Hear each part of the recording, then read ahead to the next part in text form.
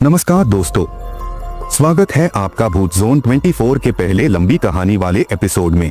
आज की कहानी ऐसी जगह से है जहां लोग जाके वापस तो आते हैं, लेकिन अंदर से कुछ टूट चुका होता है।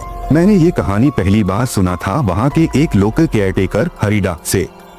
उसने कहा, बाबू वो कमरा बंद है, वहाँ किसी औरत की आत्मा आज भी चिल्लाती है।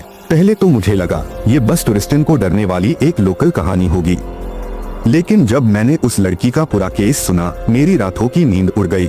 लेकिन उससे पहले अगर आपको असली हॉरर कंटेंट पसंद है तो वीडियो को लाइक करो, अपने दोस्तों के साथ शेयर करो और हाँ, चैनल को सब्सक्राइब करना मत भूलना, क्योंकि जो कहानी मैं आपको सुनाने जा रहा हूँ वो सिर्फ भूत की नहीं है, वो उस डर की है जो इंसान को उसके होश से निकलकर पागल बना देता है। दोस्तों, ये कहानी है 2012 के कालिम्पोंग की। एक पुराना गेस्ट हाउस ब्रिटिश जमाने का बना हुआ हिलटॉप पे एक अकेले खड़ा, जहाँ सिर्फ एडवेंचरस या पागल लोग हाई रुकना पसंद करते हैं। गेस्ट हाउस का नाम हम यहाँ डिस्क्लोज नहीं करेंगे, बट लोकल लोग यूज अंधेरा घर कहते हैं। उस जगह का रूम नंबर 105 हमेशा बंद रहता है और इसी कमरे में हुई थी मिशा रॉय के साथ एक ऐसी घटना जिसका सच सुनकर आपकी रूह कांप जाएगी।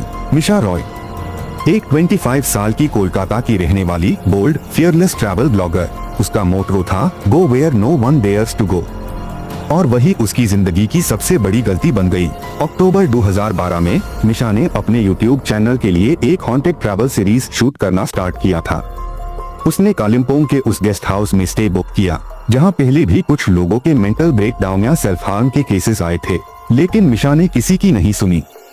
उसने कहा, मैं भूत से नहीं, बोरिंग कंटेंट से डरती हूँ। वो गेस्ट हाउस पहुँचती है, स्टाफ उससे वार्न करते हैं, मैडम रूम 105 अंडर मेंटेनेंस है, पर मिशा इंसिस्ट करती है, मैं वही रूम चाहूंगी जिसके बारे में लोग बातें करते हैं। That's my content। स्टाफ ने डर के मारे वैसे हाई रूम दे दिया और वहाँ CCTV फुटेज ने सब रिकॉर्ड किया। उस रात मिशा ने एक व्लॉग शूट किया जिसमें वो कह रही होती है, हे गाइस, आज मैं एक ऐसे कमरे में हूँ जहाँ लोग कहते हैं स्पिरिट्स रहती है। मैं अकेली हूँ, लेट्स सी कोई आया या नहीं। रात के 2:47 AM पे रूम के अंदर कुछ अजीब होता है। कैमरा अपने आप ऑन होता है, रिकॉर्ड बटन दब जाता है बिना किसी इंसानी टच के। मिशा बेड पे बैठी होती है, पर उसकी आंखों में एक अजीब सी ब्लैंकनेस होती है, जैसे कोई ट्रांस में हो। उसके बाद कैमरा उससे वॉशरूम के तरफ जाते हुए दिखता है। वॉशरूम के मिरर के सामने वो खड़ी होती है, उसका चेहरा पेल हो गया होता है और वो मिरर को देखकर बोलती है, तुम मुझे देख रहे हो ना, मैं भी तैयार हूँ। उस मोमेंट पर वो अपना शर्ट थोड़ा सा खोलती है और बोलती है, you want me, then take me. अरे भाई, अब मैं क्या है बोलूं? भूत था या शुगर डैडी का गोश्त, यूं नहीं पता, लेकिन सीन देखकर स्टाफ के भी कान खड़े हो गए थे। कुछ और मैच समझ लेना। मिरर में कोई था नहीं, लेकिन रिफ्लेक्शन ने मिशा का हाथ पकड़ लिया था। हाँ, रिफ्लेक्शन ने।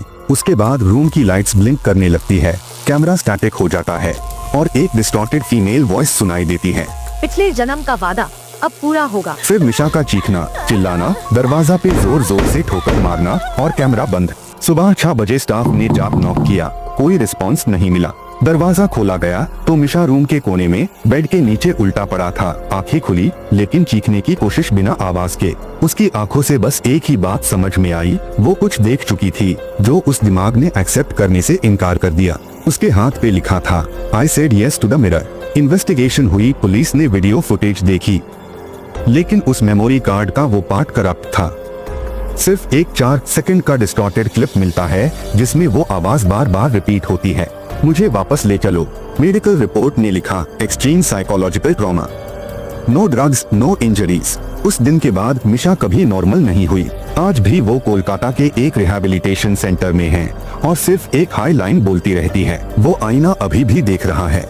रूम 105 को तुरंत सील कर दिया गया, मिरर को निकलकर पिछले बगीचे में जलाया गया, लेकिन केयरटेकर हरिडा कहती है मिरर का रिफ्लेक्शन कभी नहीं जलता। और उस रात का एक और सच है, हरिडा के फोन में आज भी वो वीडियो है। उस ब्रोकन मेमोरी कार्ड से निकला गया एक बैकअप जिसे वो किसी को दिखाता नहीं। जब मैंने हरिडा से पूछा, दादा आपको डर नहीं लगता, उसने बस एक बात बोली, बाबू कुछ चीजें बस दिखाई देती है, समझ में नहीं आती, और जो समझ में आ जाए वो खतरनाक होती है। तो दोस्तों, क्या ये सच में किसी इविल स्पिरिट का हॉन्टेड मिरर था या मिशा खुद किसी पास्ट लाइफ कर्स का शिकार थी? आप क्या सोचते हो? कमेंट्स में जरूर बताना।